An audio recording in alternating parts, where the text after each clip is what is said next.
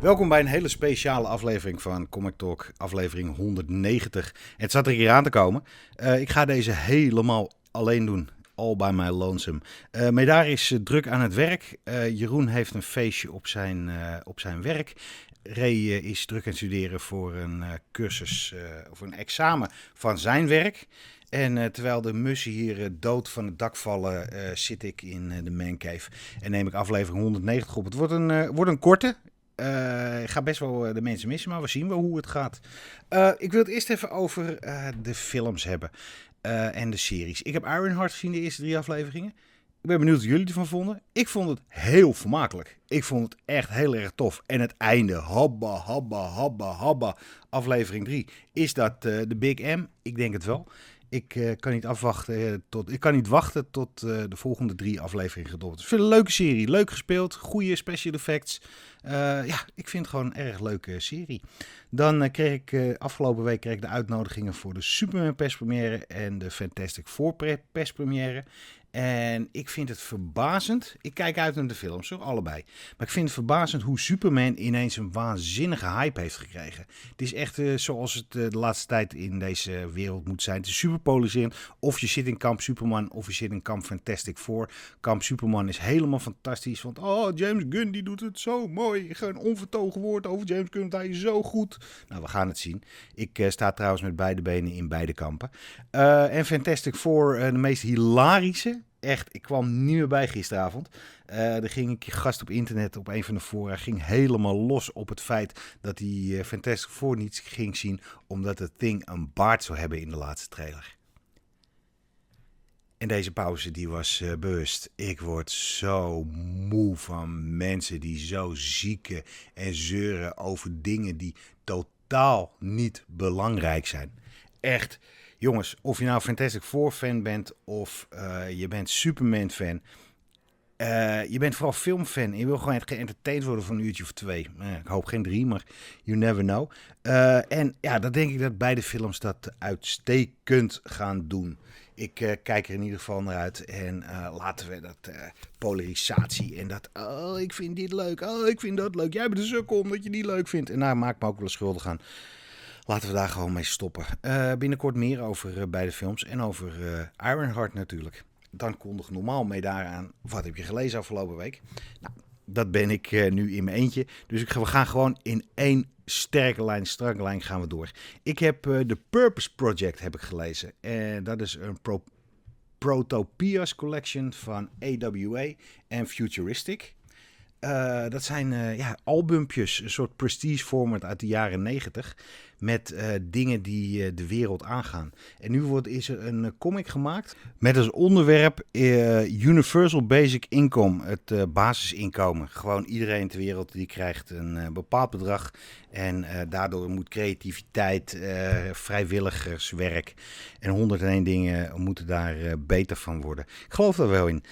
Danny Hogan, Philippe Cuna en Lee Lowright, die hebben het geschreven, getekend en ingeïnkt en gekleurd. Het is een heel leuk boekje. Het ziet er ten eerste erg Europees ziet het eruit. Het is een verhaaltje over een vrouw die een universal income wil krijgen. Universal Basic Income. En daarvoor moet ze 2 jaar een soort werk gaan doen. En daar heeft ze eigenlijk helemaal geen zin in. Want ze wil gewoon op de bank blijven liggen, videogames spelen en genieten van het leven, gratis geld krijgen. Dit laat zien dat het niet zo werkt. Wat ik heel erg tof met die samenwerking met AWA en Futurific vind, is dat het ziet er ten eerste heel mooi uit. Ten tweede heeft het een voorwoord, een nawoord en nog meestal wat achtergrondinformatie. Het voorwoord is van Andrew Yang. Misschien ken je die nog eens. Democratisch president wilde die worden. Of president van de Democraten. En dat is hem mislukt. En die schrijft een verhaal waarom basisinkomen goed is. Daarna staat er van Danny Hogan, de schrijver, staat er een heel mooi 2 pagina's verhaal over de origins van de story. Daarna doet Philippine Cuna, gaat vertellen over waarom hij of zij dit tekende. Er staan wat schetsen erin. En er staat een nawoord van Michael Coast in. Het is een superleuk boekje en dit alles maar voor €6,99. Wat ook een superleuk boekje was Crypto, The Last Dog of Krypton. Vaste luisteraars weten, ik ben Superman-fan.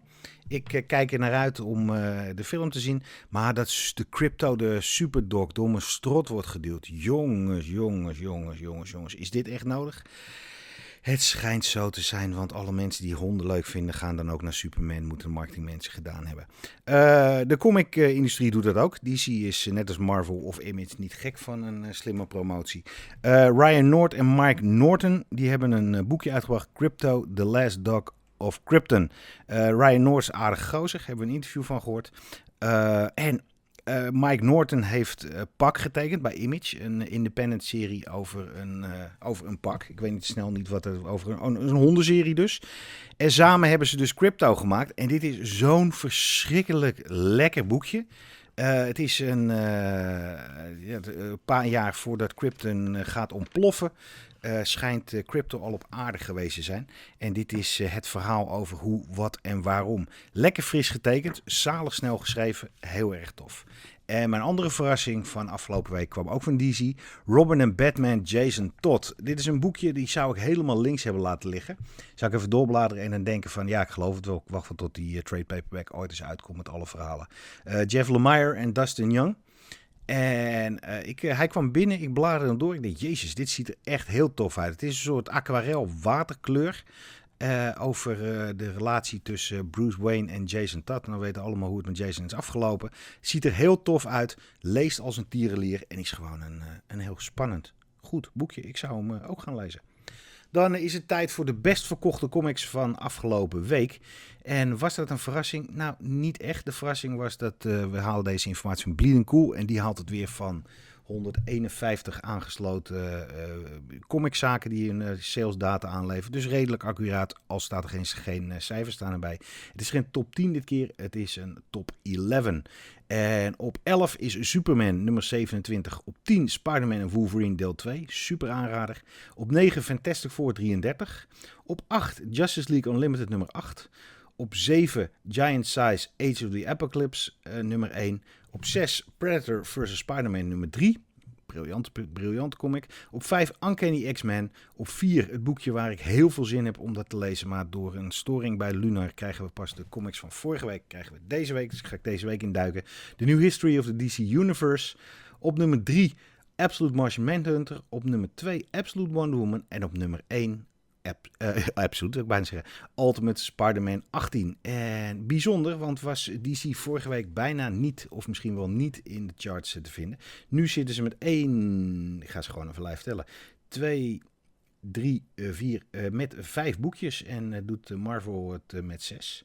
Dus eigenlijk zou het 6-4 moeten zijn, dus nummer 11 niet erbij doen. Maar ja, het is zo. Allemaal goede keuzes. Het laat zien dat de comic stores wereldwijd eigenlijk precies hetzelfde verkopen. Dan gaan we door met de Comic Talk NL Week in Review. En we kunnen niet anders dan openen met het droeve nieuws dat deze week Jim Shooter is overleden op 73-jarige leeftijd. Mark Wyatt die brak het nieuws via social media dat Shooter op 73-jarige leeftijd was overleden. Hij had last van een soort kanker wat ik niet kan uitspreken, waar hij al een hele tijd tegen vocht en waar hij uiteindelijk verloor. Ja, Jim Shooter, geliefd en gekraakt. Het is een man die, hallo. Het is een comicschrijver die een hele hoop heeft gedaan. Maar ik denk dat zijn meest controverse werk is dat hij Marvel Editor-in-Chief was in de Golden Age of Marvel. Het was de tijd dat Chris Claremont en John Byrne Uncanny X-Men deden. John Byrne Fantastic Four, Frank Miller op Daredevil, Walt Simonson op Thor, Roger Stern op Avengers and Amazing Spider-Man. Hij was de man achter Secret Wars, Spider-Man's Black Costume. Hij heeft gewoon een hele hoop dingen gedaan. Valiant is hij een publisher van Valiant is hij geworden nadat hij bij Marvel wegging. En daar stond hij aan de releases van Bloodshot, Shadowman, X-O Manowar, Harbinger en Archer. En Armstrong, holy shit, die man was super belangrijk. Ik heb hem 2 jaar geleden, op het retail gedeelte van New York Comic Con, heb ik hem heel even kort gesproken. En super oude, knorrige man, maar die wel het heel tof vond dat ik uit Amsterdam kwam om in New York de comics te vieren. Ja, super tof. Ik heb een foto van het panel wat hij toen deed, heb ik op onze Facebookpagina gezet. Zielig. Het is niet anders. We leven en we gaan dood. Rust zacht, Jim Shooter, en bedankt voor de mooie dingen die je ons allemaal hebt gegeven. Dus afgelopen week stond ook in het teken van money, money, money, money, money. Want de cover van Jock, Batman en Joker. En als je een beetje comicbook fan bent, dan denk je van, die ken ik. Die is voor $288.000 verkocht. En dat was de cover van Detective Comics 880. Dat is een hele hoop geld. En waarschijnlijk heeft Jock hem voor een paar duizend heeft hij verkocht. Dus dat is een hele goede investering. En het kan nog gekker. Want een fan heeft voor de cover van Action Comics afgelopen week €400.000 gekocht. Alleen dus een cover uit de eerste appearance van Superman uit 1938. Bijzonder, bijzonder, bijzonder zeg ik dan. Dan hebben we als allerlaatste... Bleeding Cool kwam met een scoop. En een scoop waar je u tegen zegt. Want er komt een nieuwe een nieuwe Batman-serie. Getekend door Jim Cheung en Oliver Coipel. En ja, daar werd ik dus heel blij van. En daarvoor hadden ze al bekendgemaakt dat Steve McNiven de artiest is voor de nieuwe 2026 Batman Project van Tom King. Maar DC is hitting on all cylinders. Er is heel weinig van bekend. Het is nog een gerucht. Ik geloof ik nog niet bevestigd. Maar hier word je natuurlijk heel erg blij van. 2 weken terug was het Dutch Comic Con. Heroes Dutch Comic Con moet ik zeggen. En ik had daar het genoegen om met verschillende comictekenaars even kort te babbelen. De eerste 4 hoorde je in de vorige aflevering. Als je dat nog niet hebt geluisterd, shame on you. En ga snel naar je favoriete podcastprovider. En ga Comic Talk NL nummer 189 luisteren. En nu is het tijd voor mijn gesprekken met Jim Cheung, Ron Marz en Kevin Maguire. Ik zeg veel plezier. Jim Cheung, very welcome to the Netherlands. Hello, thank you. How is the Comic Con treating you? It's been lovely so far. Yeah, I've been having a great time. People have been fantastic. And the con has been amazing. Yeah. Very, very impressed. First time. One of the comic things that I never thought that you are British.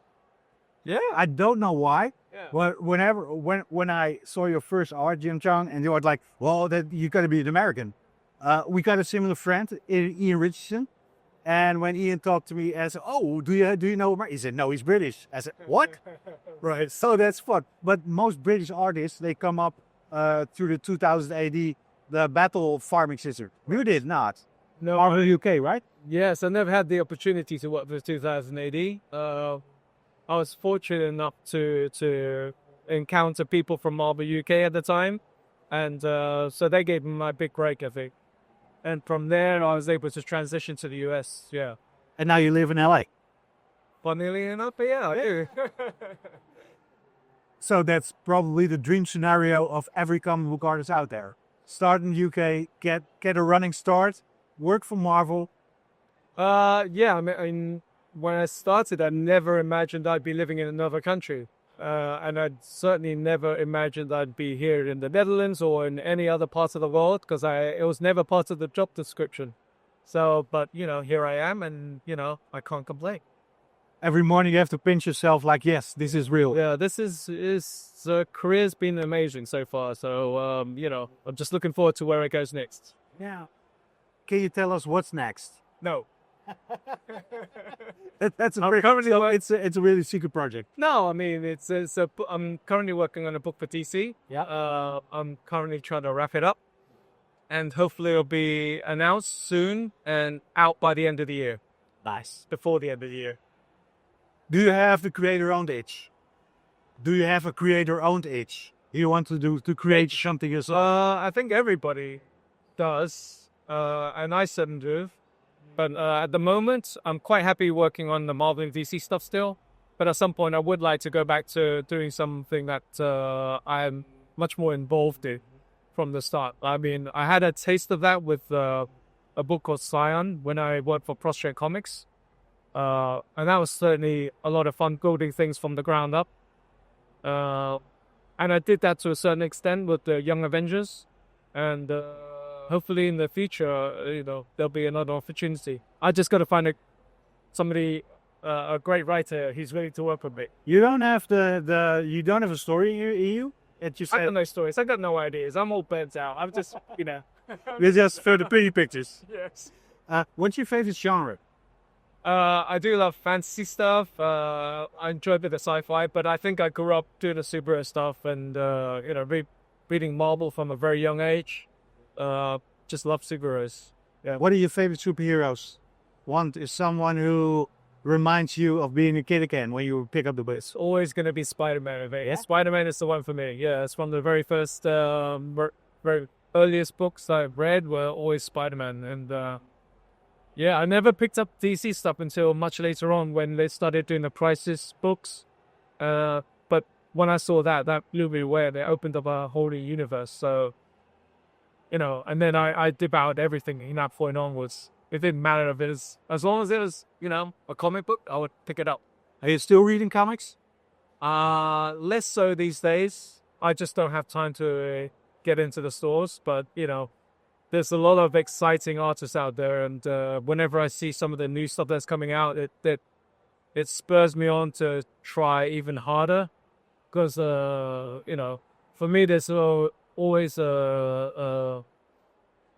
an urge to improve constantly and just to keep up. I think keep up with the kids, as I say. Yeah, but the first time I think I knew about your cross-gen. Cross-gen was really hard to get in the Netherlands, so I probably had some faith. But for me, Young Avengers were where you went like, whoa, because you got realism in comics and you got like really realism, and I was blown away by the way you drew, and because it was in Netherlands we have a klare lijn. That's a style that is realistic but cartoony yet, and you go like the klare lijn plus. So I was really into.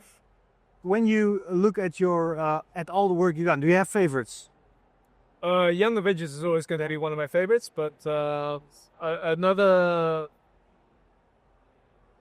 piece of work that I'm pretty proud of, happy to be involved in, was Infinity with Jonathan Hickman. Yeah. So with that series, I got to co-create one of the characters called the Slave, as well as I think they were for War Riders, the alien army. So it was fantastic seeing them transition onto the big screen. So that was another very cool thing, I think. I was kind of hoping you did when Imperial was announced. Imperial, the new series of Hickman and Marz, like the science fiction series. Yeah. I was secretly hoping that you would be the artist.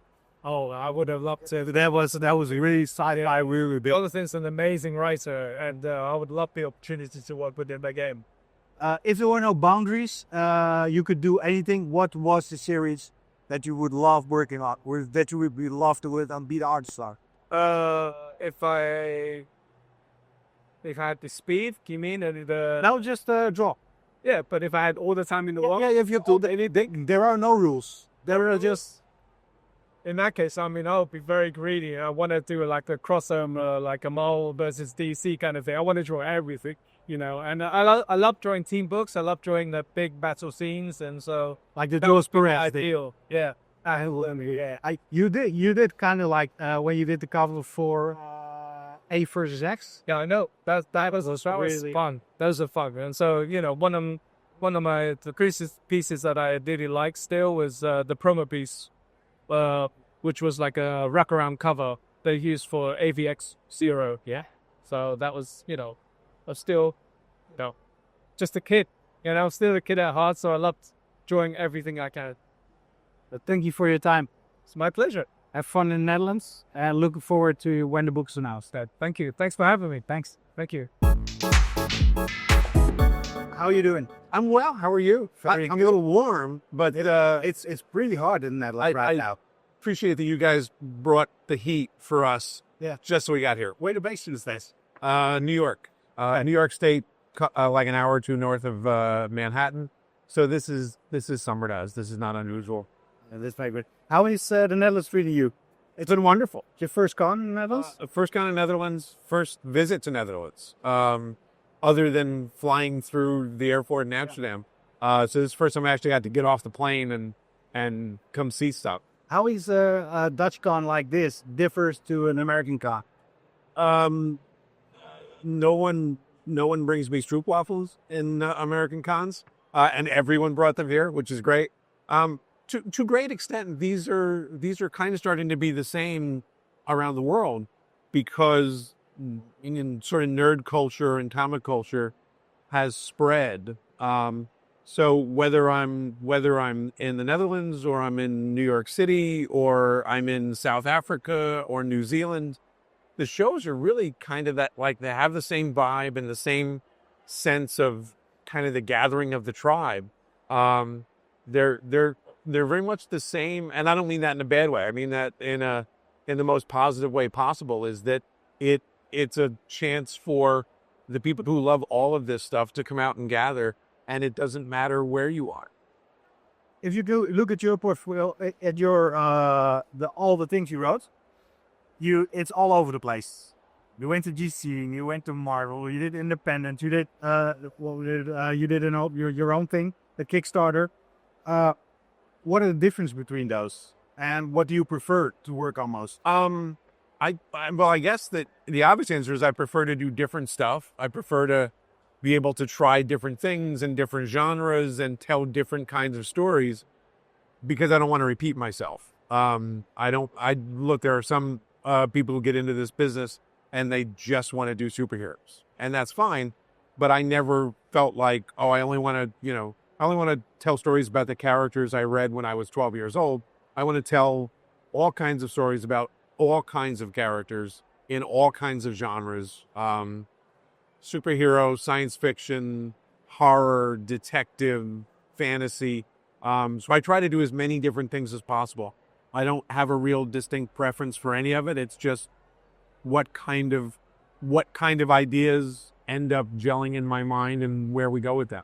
Yeah, and you don't only do comics, Right. you work at video games. Yeah, I worked for Blizzard video games on the Diablo franchise, and again, it's the same thing. It's a different way of telling a story, but ultimately, the goal is the same. The goal is to get an emotional reaction out of the audience and involve the audience in a way that they want to come back and read some more, play some more, have more of an experience. I think that's what the job really is to make you care. Recently you did a Kickstarter.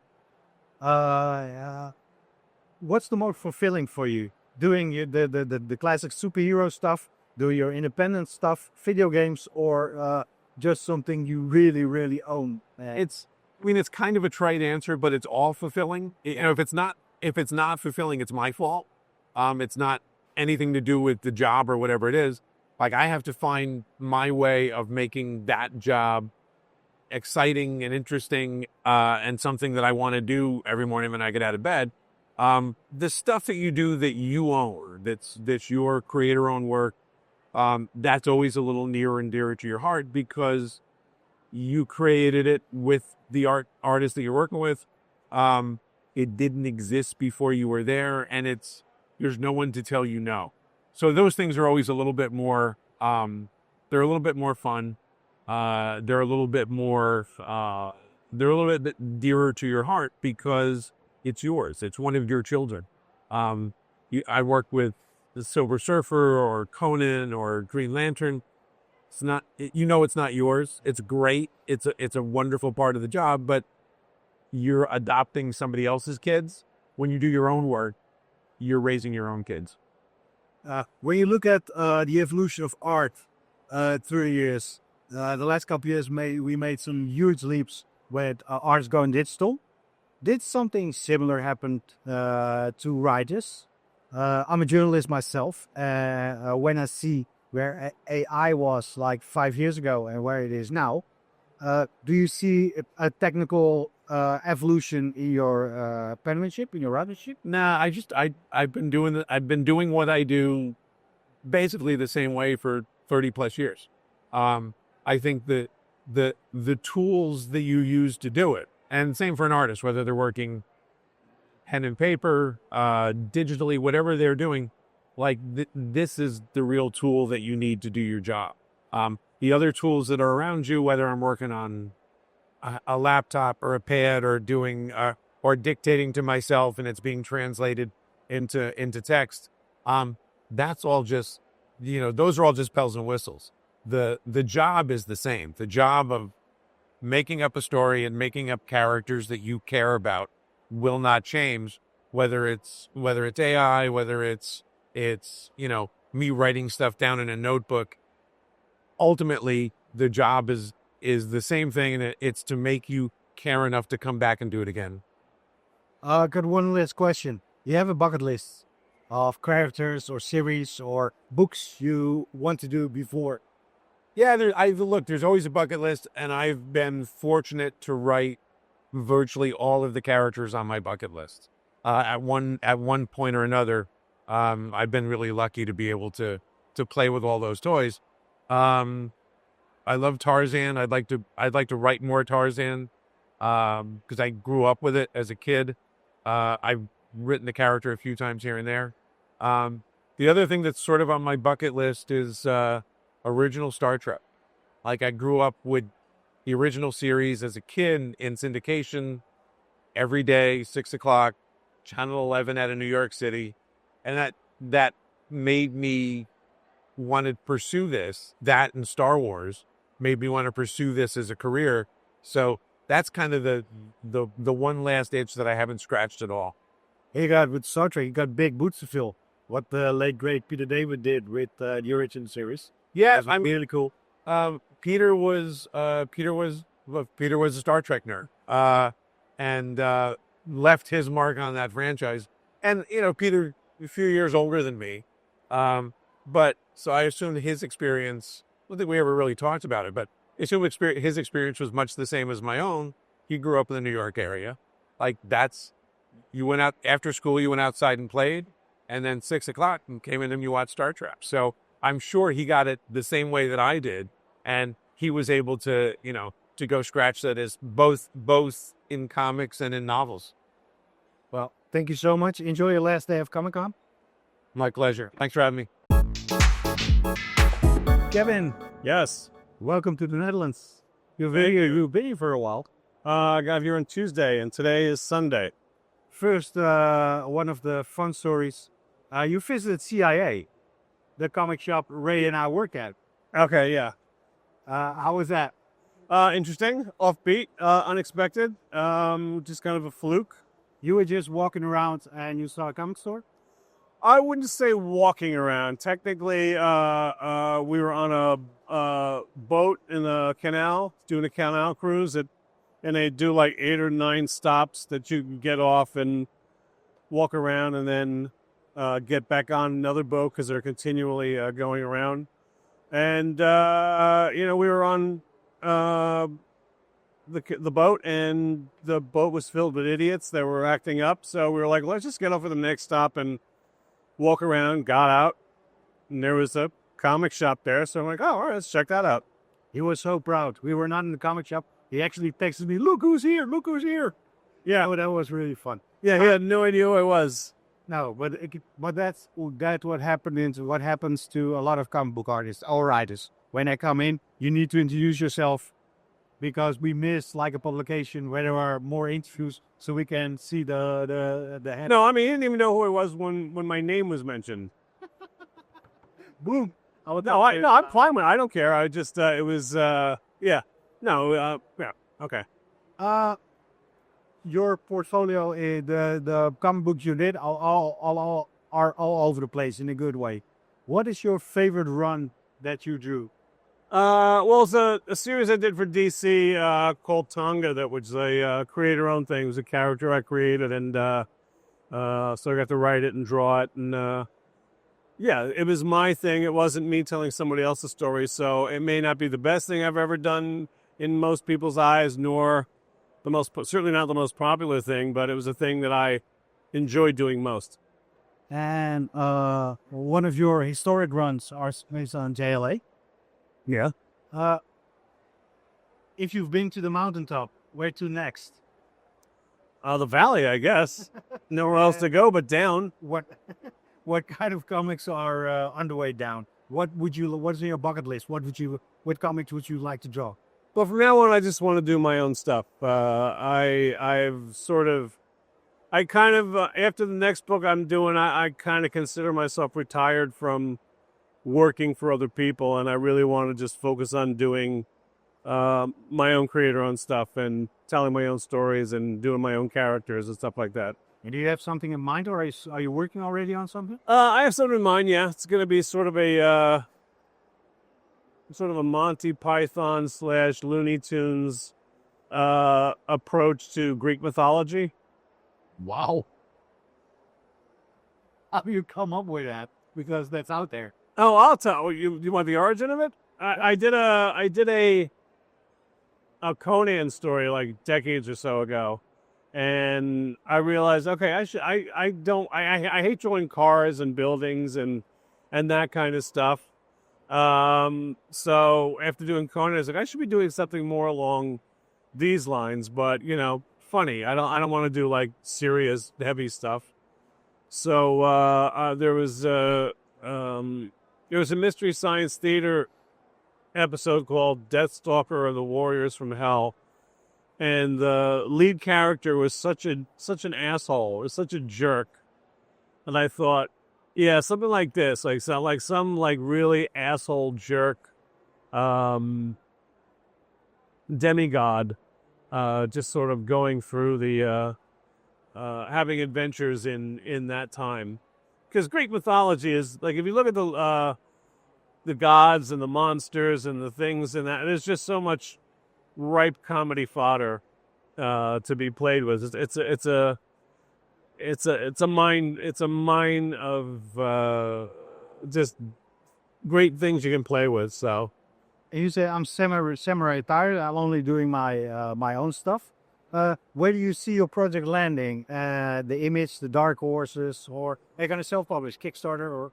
That's what I'm thinking about. What I'm thinking about doing is I'm thinking of doing like 2 or 3 pages a week and doing it as a Patreon, and doing that for like a year, and then by the end I would have a trade paperback, and then I would do a Kickstarter. I had already tried doing it a couple times as a regular comic. But part of the problem I was having was trying to keep it within 22 pages in terms of, I thought the first chapter should be like, I would have to cut stuff out that I liked in order to keep it to 22 pages. But the idea of doing it just as a continuing thing on Patreon and just telling it as a Kickstarter gives it room to breathe. I don't have to arbitrarily have a, cliffhanger every 22 pages. Just tell a story the way it feels like should naturally go. What are your thoughts about the industry right now? Because you say I'm going to be retired, I'm going to focus on my own stuff. What is the state of the industry, comic book industry, in 2025? Because you've been doing this for a long time. Yeah. Is it different? Is it better? Is it worse? That's a question above my pay grade. I don't examine the industry as in as much detail as a lot of other people do. I just kind of focus on my own little thing. Obviously there's more opportunities now than there were 30 years ago, because 30 years ago you pretty much just Marvel and DC and that was it. But now there are many more venues for people to do their own thing. But the downside to that, I suppose, is because there are so many things out there, it's more challenging to build an audience because people have so many options. Are there still things in your bucket list? Or did you fulfill all your bucket list? Heroes, series? Yeah, pretty much. You're a lucky man. I suppose so. My bucket list was moderate, in terms of comics. So I mean, everything has been fine. Thank you so much for your time. Okay, thank you. Done. I'll do what I can. Ik blijf het altijd heel bijzonder vinden dat je mensen die waarvan je boekjes leest, waarvan je de art mooi vindt, waarvan je de verhalen mooi vindt, dat je die mag interviewen. Het was alleen met Dutch Comic Con vergeleken met buitenlandse Comic Cons. Ik had 10 minuten per interview. En soms duurde dat langer. En als je vooral met goedspraakse Amerikanen werkt, dan Britten, dan dan probeer je meestal wat langer te doen. Maar ze waren nogal van de klok. Desalniettemin super tof om die mensen zo te spreken. Volg je ons op YouTube, en natuurlijk volg je ons op YouTube, dan heb je het filmpje van wat we maakten, Ray en ik, van Hero.com Comic Con al gezien. En zo niet, check YouTube even. Nou, het gaat dus een trein. Als je het in je eentje doet, een stuk minder gezellig. Dat is één ding wat 300% zeker is. Maar we gaan gewoon door. Moet je hebbens. Ik zal je vast even waarschuwen. Want volgende week wordt een week. Ik zou even je spaarpot heel hard aanspreken. Want er komen echt een hele hoop toffe comics aan. Je zou bijna denken dat er een Fantastic Four film en een Superman film zou aankomen. Waren de afgelopen weken stonden in het teken van Superman. Dit keer doet Marvel een schepje erbovenop. Met maar liefst 2 nieuwe Fantastic Four series. De oude serie van Fantastic Four, Ryan North, is afgelopen. En de nieuwe komt daarvoor in de plaats, Fantastic Four 1. En de big guns zijn daarvoor uit de kast getrokken. Want niemand minder dan Humberto Ramos die gaat het tekenen. En Ryan North blijft het schrijven. De eerste pagina is een extra special issue. Hij is met 32 pagina's. Dus ja, waar er extra special is, don't believe the hype.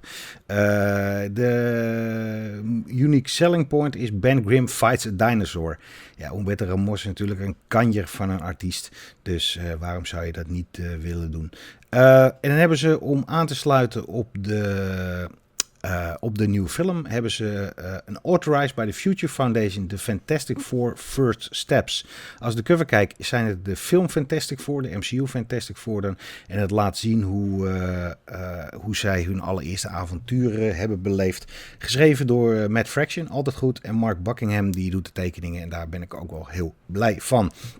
Voor de liefhebbers is daar moet ik even kijken. Beneath the Trees Where Nobody Sees, Rite of Spring, de follow-up van de horror smash hit van 2 jaar geleden, denk ik. En IDW, de uitgever, noemt het de most anticipated comic of 2025. Of dat zo is, dat weet ik niet. Maar als je deel 1 hebt gelezen, dan ga je of de eerste serie hebt gelezen, dan ga je de tweede serie ook zeker waarderen. Dan hebben we bij Marvel gaan van links naar rechts, van boven naar onder. Dat krijg je als je niemand tegenover hebt zich die je corrigeert. Predator, Black, White en Blood. En Blood is geschreven in het groen, want Predator die bloedt natuurlijk groen. Ik vind het concept van Black, White en Blood vind ik erg tof. Eigenlijk allemaal bangers die er zijn geweest. En als je ook weer nu kijkt naar de mensen die hier aan meewerken, dan Joe Kelly, Alvaro Lopez van Captain Marvel, Birth Planet of the Apes, vond ik erg leuk. Elliot Raphael, Sarah Gailey, Anthology. Ik word hier blij van. Ik ga hem zeker kopen. Dan komt er iets super tofs. En hier ben ik echt heel blij mee. DC geeft al een paar jaar geven ze reprints van Treasury Editions geven ze uit. Van die grote boeken die veel te groot zijn voor je boekenkast. Ze passen eigenlijk nergens. En dan doen ze oude reprints. Muhammad Ali tegen Superman. Superman tegen Flash. De eerste ontmoeting van Batman en Robin tegen de Joker. Nou, ga zo maar door. Allemaal iconische issues die je nu voor een grijpstuiver kan krijgen. Grijpstuiver, $15. DC brengt volgende week de Summer of Superman Treasury 2025 Hero for All uit. Als je alleen al de covers ziet, en die kan je zien op onze Facebookpagina, shameless plug, dan word je daar heel blij van. Dan Jurgens, goede Superman-schrijver, die schreef het. En Bruno Redondo, kennen we ook van de Man of Steel, die tekende het. Lekker groot, big ass IMAX, en eigenlijk een IMAX comicboek. Heel erg tof. Het gaat over het verhaaltje, denk ik van ja, aliens vallen de aarde aan en Superman is de enige die totale vernietiging kan tegenhouden. Ik denk dat het heel erg tof is. Er komt een speciale fotovariant cover. En naast het stripverhaal kan je ook nog foto's van de nieuwe Superman film zien. Wie wil dat nou niet? Dan mijn persoonlijke tip, Planet Dead. 2 jaar geleden sprak ik met Bad ID. Je kent wel die uitgever die niet via distributie wilde doen, maar rechtstreeks naar comic stores wilde verkopen. In Amerika ging dat heel goed. In Europa ging dat heel minder. Bij CIA ging dat helemaal niet. Die hebben nu de overstap gemaakt toch naar een wat bekender model. En zij gaan het eerste nummer van Planet Dead gaan ze uitbrengen. Nou, die heb ik 2 jaar geleden gezien. Een jaar geleden kreeg ik nummer 0 in zwart-wit. En die zonder tekst. En die was zo freaking te gek. Dat je echt denkt van wauw. Thomas Giorello van Star Wars en Conan bekend. Die heeft hem getekend. Het samen met Dave Stewart, Star Wars Hellboy. Science fiction, in your face, geschreven. Het idee komt van Derek Kolstad. En dat is de bedenker en schrijver van John Wick. En die heeft een verhaaltje geschreven. En Robert Venditti van Superman 78 en Green Lantern heeft daar een comicverhaal over geschreven. En het is Star Wars on steroids. Ik kijk hier heel erg naar uit. Ga naar je local comic book store en zeg ik wil Planet Dead. Ga je geen spijt van krijgen. Vorige week heb ik Kevin Smith als een van de allerslechtste comicschrijvers van de laatste jaren heb ik betiteld met zijn Giant Size Spider-Man, wat echt bagger was. Deze volgende week komt er een nieuw boekje van hem uit en volgens mij is dit weer heel leuk. Misschien kan hij zich redeemen. Ik heb het over de crossover met Archie en Archieverse, met de Jay and Silent Bob Universe. Fernando Ruiz en Rich Koslowski geeft tekeningen en inkt. En dat zijn, als je nou zegt van wie zijn dat? Dan heb je Archie al een hele tijd niet gelezen, want dat zijn hele bekende Archie-tekenaars. Ik ben heel benieuwd wat Smith met dit verhaaltje gaat doen. Ik moet heel eerlijk zeggen, crossovers en Archies zijn altijd een bullseye. Dan hebben we als laatste nog, waar een hele hoop mensen op zitten wachten. Dit is wat ik totaal niet begrijp. Maar een hele hoop mensen vinden het wel erg leuk. Er komt een Rick and Morty comic book event. En toen ik de blurbs las, moest ik erg lachen. Het is geschreven door Daniel Kibblesmith en Jared Williams. En die ken je misschien van Loki en Speed Force. Het is een 7-delige serie. En daar gaat Too Big for Television, featuring almost everyone. Don't call it a crisis. The first Rick and Morty comics event starts here with a cosmos colliding spectacular. Nou, ik ben benieuwd. Ik ga hem checken. Dat waren de Moet Je Hebbens van volgende week. En het zijn er eigenlijk veel meer, maar ik moest een keuze maken. Dan heb ik nog Hidden Gem, doen we dit keer niet. Ik kon er zo snel kon ik er geen één vinden en ik krijg een hele droge strot van het gouden hoer. In je eentje, het is best wel veel, maar best volgens mij wel oké. Ik heb nog wel een Comic Talk NL Online Watch. Wilde ik eigenlijk vorige week doen, maar vorige week zaten we ram vol. En toen dacht ik van, neem hem gewoon volgende week, neem ik hem mee. Ik was Wordballoon aan het luisteren. En Wordballoon moet je cherrypicken. Hele leuke interviews met comic creators. Soms een beetje saaiig en soms een beetje likkerig en heigerig. Maar van tijd tot tijd komt er een juweeltje. En het juweeltje heb ik vorige week geluisterd. Een interview met John Romita Jr. Hij is op alle podcastplatformen is hij te bekijken. Kijk naar Wordballoon. En waarom dit heel tof was. John Romita Jr. vertelde echt alles. Over zijn carrière, over zijn vader, over andere comictalenten. Zo'n verschrikkelijk lekker gesprek. Een dik uur. En bijna alles komt voorbij. Check het uit, want dit is echt is meestelijk. Ik zet hem op onze Facebook, zodat je gelijk kan doorklikken als je te lui bent. Nou, dit was hem jongens. Aflevering 190 Comic Talk NL. Ook deze aflevering werd weer mogelijk gemaakt door onze trouwe en zeer gewaardeerde sponsor CIA Comics Import Amsterdam. Voor alles wat je hier hoorde. Alles wat je wil en alles wat je wilt, maar nog niet weet dat je het wilt. Een van de leukste winkels van Amsterdam, Nederland en de wereld. We krijgen steeds meer buitenlandse klanten en die gaan helemaal uit hun dak. En waarom ook niet. Of je nou nieuw zoekt als je pre-orderen wil of je wil je wil gewoon lekker struinen tussen de oude comics waar er een paar miljoen van staan. Dan moet je bij CAA zijn. En laten we niet vergeten, Exclusive Variant Collectors Europe, de Facebookgroep van Jan. Ga naar ze toe. Ze staan altijd op onze Facebookpagina. Je kan ze linken, je kan ze klikken. Elke dinsdag verkoopt Jan super speciale variant covers. Moet je hebben, zou je al zeggen. Mooi crossover tussen die twee. Ik zeg, volg ons op YouTube, Facebook, Instagram en TikTok. En volgende week zijn we er weer met een langere aflevering. En met meer variëteit, want ik hoop dat weer iemand tegenover me zit. Tot volgende week. Doei!